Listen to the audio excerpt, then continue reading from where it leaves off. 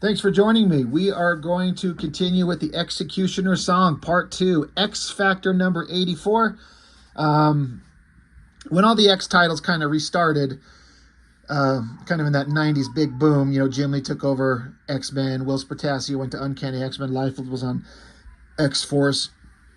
Larry Stroman and Peter David took over X Factor, and I didn't appreciate it at the time. I think my older brother was collecting it, and I've read those issues, but I don't have most of them.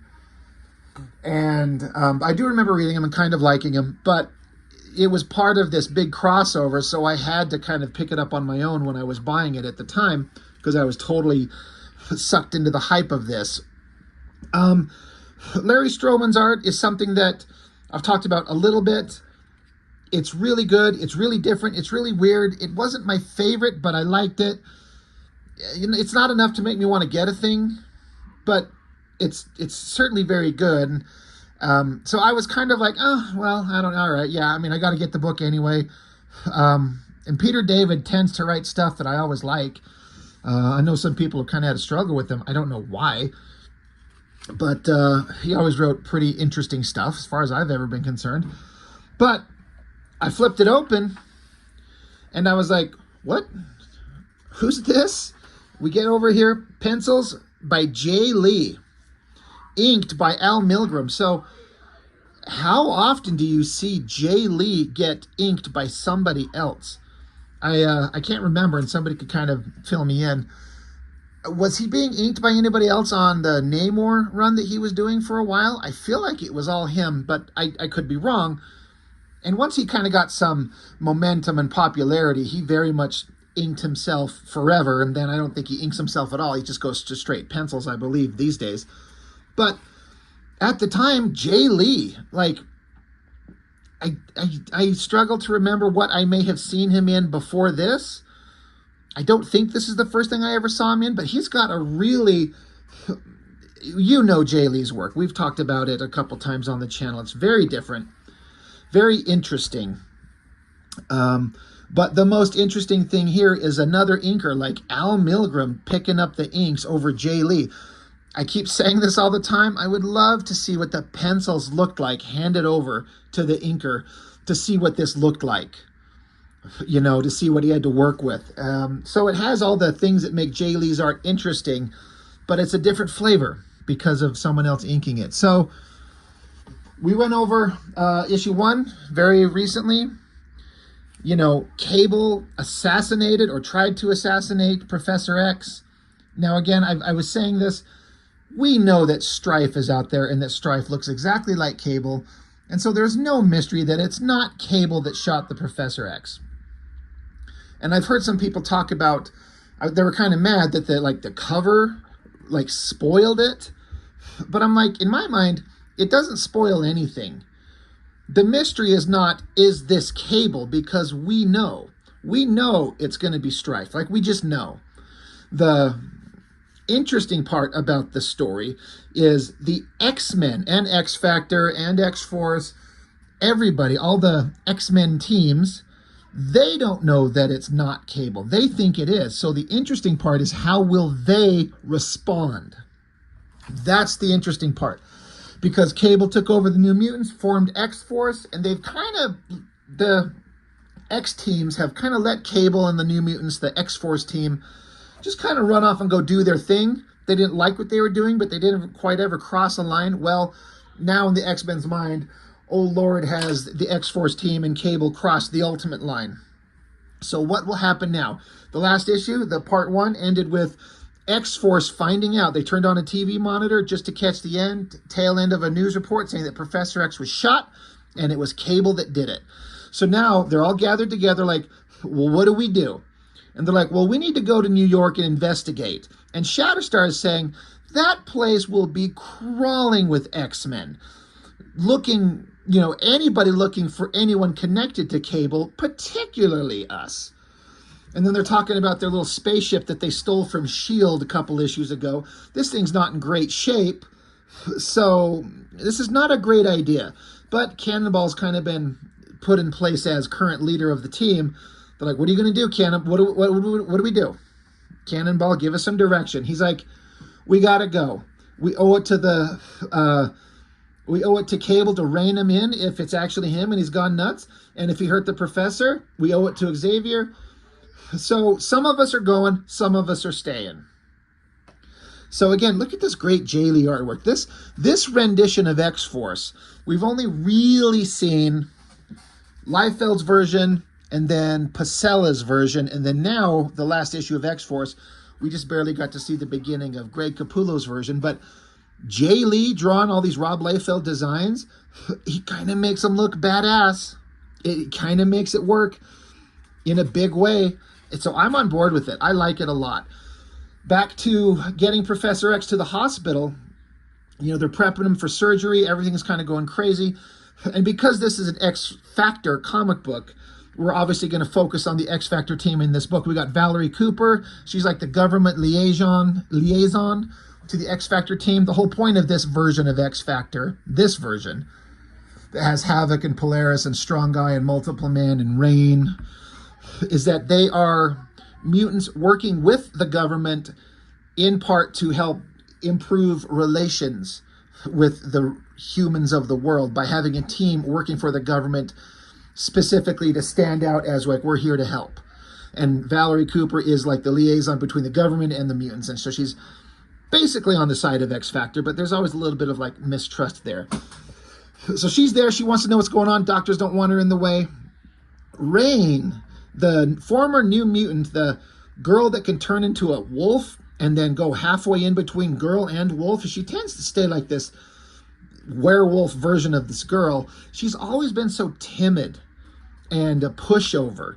But with Professor X, this man that she thinks of as like a father, she is full of rage. Screaming at the doctors like, get the fuck out of the way. I want to see the professor. And it's funny, this shot of the doctors holding each other. Like, is she gone? And they're reining Rain in. Like, you're not helping anything. So the X Factor team joins up with a few members of X-Men that were there on site when Professor X got shot. We got Bishop and Storm.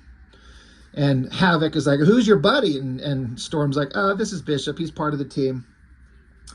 And so Storm's saying, I have been in touch with as many of the X-Men as I could, but I haven't been able to contact everyone. But news will spread quickly. Bad news often does. And Bishop is like, yeah, for real. So they're all kind of sitting around like, we got to inform everybody. We got to figure out what we're going to do. But what do we do now? And they're just like, there's nothing we can do about as far as the professor. What do we do? All we can do is sit around and wait. So then it gets into some continuing storylines with some of the previous things that were going on in the X Factor comic. Now, like I said, I have read them, but I don't actually own them. My older brother has them, and I don't remember exactly, but there was a group of characters called the Ex Patriots. It's some kind of, again, mutant-human relations thing, and they're kind of addressing previous storylines because you have to keep some continuity. I think, again, I always say this, correct me if I'm wrong, but a crossover like this that was thrown into the middle of a storyline that Peter David was writing, I believe it was a catalyst to make Peter David want to bail on writing comics for, like, Marvel. He's like, I just want to be left alone to write a series. And if it's selling and it's got critical acclaim, then leave me alone. But then they thrust a crossover onto him. And he did not like that. And I actually get it, you know. But when it's a big crossover and a big corporate comic thing, you kind of have to do it your, you know, Marvel overlords demand of you. So, you know, Peter David has to kind of go along with it, and that sucks. But he's going to kind of maintain the storyline a little bit. So they're going back and forth about mutant-human relations. You know, that's going on. Meanwhile, Strong Guy and his girlfriend, Jo Beth, I don't remember who she is. They show up. They're like, holy shit, we just heard. How's everything going? And they're like, dude, it's like, we've been trying to get a hold of you for hours. Where the hell have you been? We've been trying to get a hold of you on your radio. And Strong Guy's like, yeah, I turned my headset off. And Valerie Cooper's like, we give you those headsets so we can get in touch with you anytime. What the hell were you doing? And basically, these two were like fucking. And so they're like, oh, no way, gross.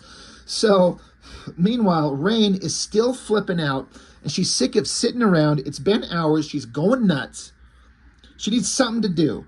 So Havoc says, hey, go out to where the professor was shot, sniff around, get some sense, look for clues, go do something. I need some busy, she needs busy work. She can't sit around agitated. And so Havoc sends Strong Guy with her, like, go with her, keep an eye on her, and just, go give her something to do so she doesn't sit here and fucking lose her mind. So Rain takes off, Strong Guy's going with her. Then we cut back over to Archangel.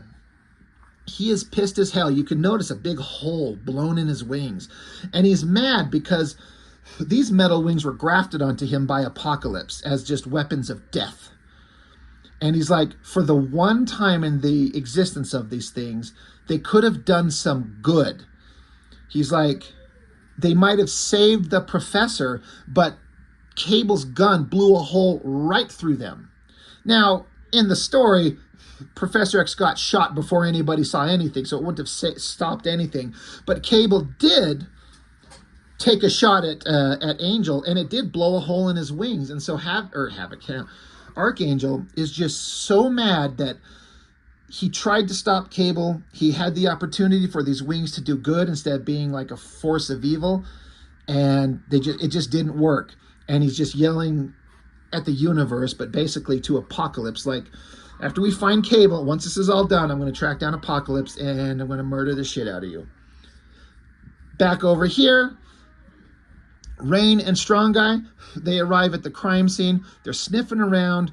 Well, Rain is. And she's like, there's something weird. Something's just off. I can't get a scent. It's blocked. It's muted. It's mixed in. Things are weird. I can't sort it out. Something's familiar, but it's just, she can't make sense of it. While they're talking, some sound happens in the background. A vehicle approaches. So Strong Guy's like, shit, run, hide. And Rain's like, well, what the fuck for? And Strong Guy's like, because I didn't bake him a cake and I'm embarrassed to show my face. Now hide. He's always got a big sense of humor. So in comes, it's the Shield IPAC is the name of this ship that they call. It's X-Force showing up. You got Shatterstar and Feral. And Shatterstar's jumping out there like, Feral, get behind me. I'm going to go first. And Feral's like, dude, you didn't want to come in the first place. You're giving orders awfully kind of readily for a guy that didn't want to be part of this in the first place. And Shatterstar, to his credit, he says, I don't want to be here. But Cannonball's in charge. He made the call. And when he makes the call, I follow the orders and I do the mission. So let's go. So they jump out there and now they're looking for clues. And while they're searching around, Strong Guy in the background and Rain, they're like, oh my Jesus Lord, are you kidding me? X-Force, what the hell are they doing here? What the fuck? So they call it into Havoc, and Havoc and Valerie Cooper are like, you better be kidding me. There's no way X-Force just showed up. It would be the dumbest thing they could do to show up. And Strong Guy's like, dude, it's them. No, Cable's not with them, because Storm and Bishop are like, is Cable with them? Because we're going to fucking, god damn, we're going to get him. And they're like, no, Cable's not here, but some of the team is. So Havoc says, you guys sit back, chill out, wait for us to arrive. So Strong Guy's like, okay, got it, sit back. But Rain used to be part of the New Mutants, obviously. And we don't see him here because they didn't show it. But Cannonball is with him too. And Rain sees him. She says, Sam. So she jumps out there because they're old friends. They're the original New Mutants. She sees her old friend. So she jumps out there. So Strong Guy's like, guys, change of plans. There's no more keeping it secret. Rain just jumped out there. Oh, I skipped a page.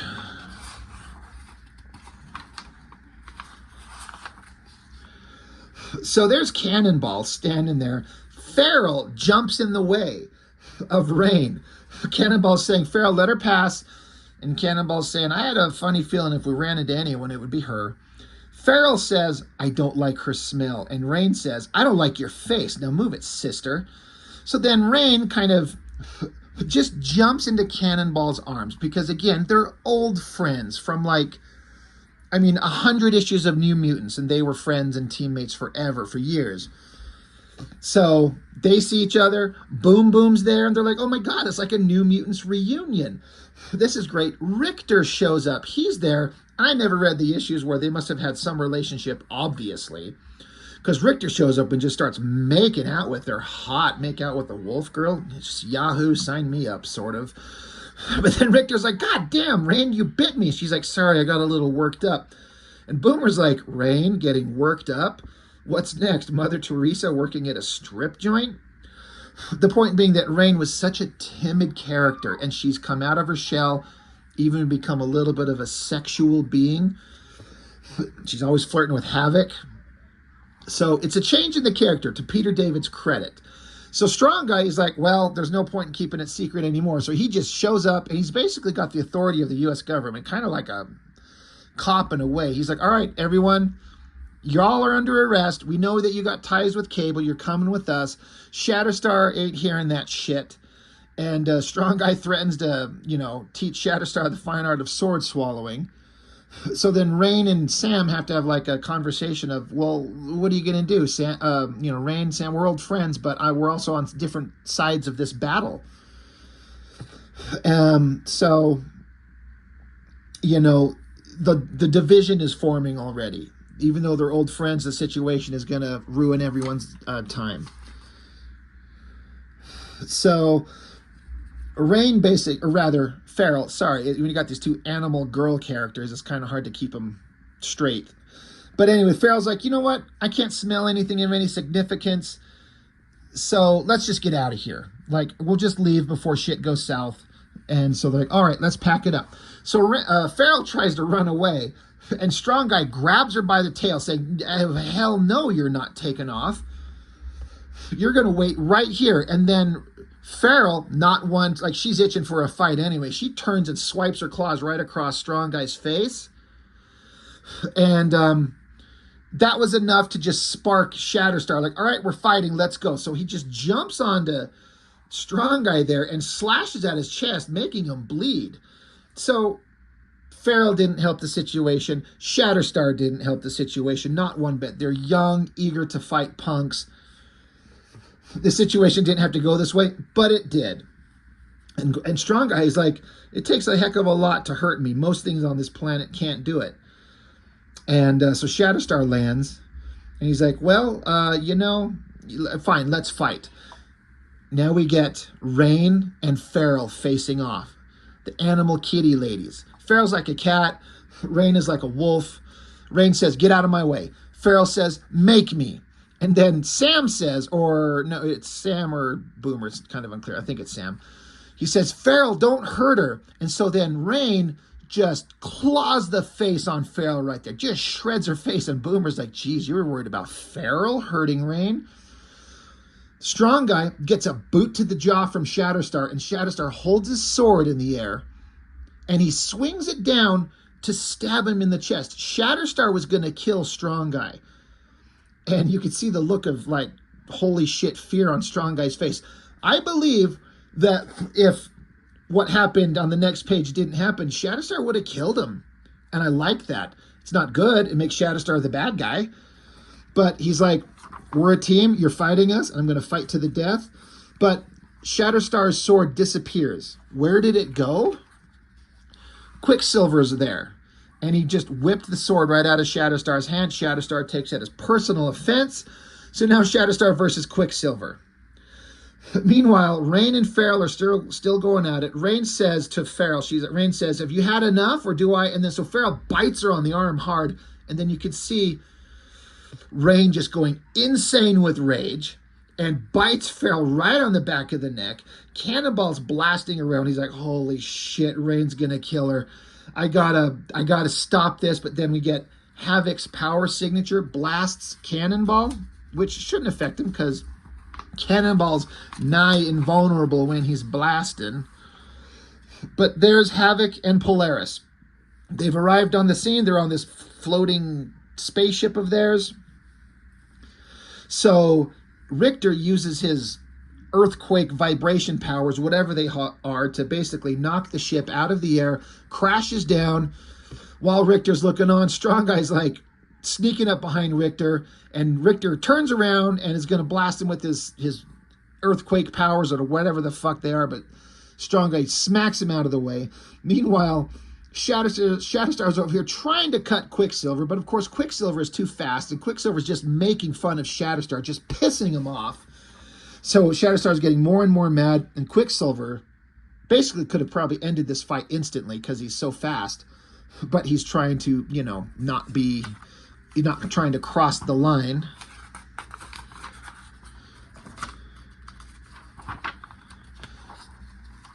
Meanwhile, again, we cut back to the professor in surgery. The doctors are working on him, trying to save his life. And they look and they're like, holy shit, what is that? We don't get to see yet. Back to the team. Cannonball's still blasting around. He's like, I need to take out Havoc because he's got the most dangerous weapon from it's a long distance weapon with devastating force. Polaris, like Magneto's daughter, with magnetism power, somehow is able to grab Cannonball out of the sky. So I always like this shot right here of Boomer winding up to pitch one of her little exploding bombs. It's a really good pose. Throws it, knocks Polaris down. Then we got Multiple Man on the scene. I always loved this running pose. That looks so good. That pose is so great. So he's like, you kids are pretty good. Cable taught you guys really well. So Boomer throws a bomb at him, but all that, explosion does is create more duplicates because that's what the multiple man does. Cannonball's picking his ass up again. He's like, this thing's going bad. This is terrible. So he rockets up, flies over to Shatterstar and Quicksilver, knocks Quicksilver down because Quicksilver didn't see it coming. Shatterstar's pissed. He's like, God damn it, I was fighting him. Shatterstar wasn't winning, but he was fighting him. Meanwhile, back, Rain and Feral are still going at it. Rain just swipes away Feral, and Cannonball's like, Feral, fall back. And Feral's like, no argument here. So this was interesting. Feral got her fucking ass handed to her by Rain. Now, at this time, I didn't know anything about Rain. I knew a little bit about Feral. I liked Feral. And I was kind of mad that she just got her ass kicked by Rain. I feel like this is a dig from Peter David at Rob Liefeld's characters. I don't know if those two were ever beefing. I don't know if they ever had any problems. I can see Peter David having a problem with them. Peter David seemed to have a problem with Image Comics in general. But he had his girl animal character beat the shit out of Liefeld's girl animal character, and she's just cowering, wanting to get out of there. Cannonball goes blasting through, grabs onto Boomer, and Boomer's pointing out, like, dude, you just smacked into Madrox, the multiple man. You made a dozen more of them. And he's like, it doesn't matter. We're leaving. So he gathers everybody up. They get to their ship, just trying to, just pack up and leave. Ugh, these old pages are hard to turn. So they get on the ship. It's blasting off. Havoc sees them going. He takes a shot at their ship, hits it hard, but it still rockets into the distance. It's gone. And so now X Factor's picking themselves up, and Havoc's like, good, it worked perfectly. I wounded their ship, so it's smoking, leaving a trail. We can follow them back to where they're going. And they're like, that was your plan? And Havoc's like, all right, it was sort of a plan. It was like a thing he just thought of at the last moment, but he's kind of pretending like that was the thing he was actually trying to do. But he's like, it's a plan. We can follow them back to where they're going. And then off panel, we hear somebody say, that was a good plan, Alex. And it's like, oh shit, look who showed up. Psylocke, Wolverine, Gambit, Rogue, Beast. Like the big heavy hitters of the X-Men team, because Cyclops and Jean Grey have been taken prisoner by the Horsemen of Apocalypse. So they're like, all right, we're joining together. I thought this creepy face on Wolverine was just all shadowed in with the eyes and the mouth. It's like, it just implies that Wolverine is just fucking overflowing with rage. That's how I read it. But he's keeping it, because he's the old warrior. He's the oldest of all these characters by far. He's got his rage just building up inside, but he's old enough and experienced enough to keep it reined in until the appropriate time to unleash his berserker rage. but it's like you can see it just oozing out of him. That's how I read this. That's what I like about it. So they're like, we're here, and we're gonna take them all down, and we're gonna track down through X-Force. We're gonna find Cable. And so like, he also refers to, also, by the way, back at the hospital, the way the doctors were flying in and out of the operating room, it doesn't look good for Professor X. So Havoc's like, great, I don't see how things could get worse. Where's Scott? Where's Cyclops? Because he doesn't know that he's been kidnapped. And so Wolverine's like, you would have to ask that. So then we get to flip over. And the Horsemen from issue 1, who captured Jean Grey and Cyclops, they're delivering them to Apocalypse. And the storytelling is a little bit unclear here. You only understand it through the words. But look at panel 2 here. Look at that shot of Apocalypse in like the shadows with that center design of his chest and the big A. That is ominous and incredibly cool. I think it looks so goddamn good. So Apocalypse tells his horsemen, away, leave me. And as they leave, we see that it's actually Mr. Sinister. He was in disguise telling the horsemen to gather up Jean Grey and Cyclops. He wants them for a specific reason, and whatever it is, it's going to be sinister. It's going to be not good. So what does Sinister got to do with anything? Meanwhile, we get back with the doctors, and they're saying, look, we've tried everything we can do. There's something wrong. He didn't just get shot with a bullet. And so they see the professor in one of these, like, Empire Strikes Back, Luke Skywalker, what are they called, back to tanks? Like he's in there kind of getting healed. And they're like, what the hell is that on his chest? And then I honestly don't know who this character here is supposed to be. Who's there? Bishop Storm.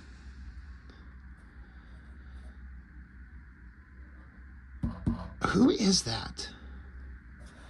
I'm really not sure, but he knows what it is. It's a technovirus. It transforms living tissue into a mechanical organism. So Val's like, how do we stop it? And this, whoever this fucking guy is, says, that's the problem, Val. We can't. Let's get him to the mansion. And so Val says, will that help? And he says, in a way, after all, a man should be allowed to die in his own home. And then so we just see Professor X there, oxygen on his mouth, this thing just growing in his chest. They're like, there's nothing we can do. There's no saving him. He should be allowed to die in his home. And that's the end of part 2. So the first kind of confrontation between X-Force and the rest of the X-Men. Not is just X-Factor in this issue, but you know that they're going to meet up because everyone's after Cable, but Cable's kind of in hiding. We haven't seen him yet. We've seen what it's Cable, but it's actually Strife. But we've seen him, but... So X-Force, the kids are just trying to figure out what the hell to do, and they barely survived their first encounter, and tension is building. So again, I'm kind of on board with it. I'm here for it. Executioner Song Part 2, I enjoyed it, and we're going to keep going, no doubt, obviously. So I hope you enjoyed this one, and as always, let me know what you think. I appreciate your thoughts, as always, and I'll see you on the next one.